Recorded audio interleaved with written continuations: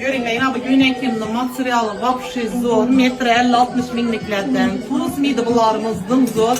Görüp gelip sifətinem üzeriniz işan çıxasırat durslar en zor sifətli giyimlənek yaptıqma. Görün yine bularımız biz razmer, azı trenddə bu göyneklerimiz, Taşkentdə dım moda bu göyneklerin. Işkınıp şu göynekli çırpına zorga girip aman desemem boladı. Bunu her xil sivetler var. Görün bu sivetim, bu sivetim, bu sivetim.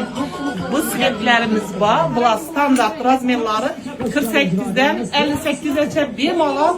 Hem mepkelerime derip bilemiz. Bu göyneklerimiz dım zor bakada koytma yenem sizlere. Bunu yine bu göyneklerimizni özüm 280'den arayanına satılmam.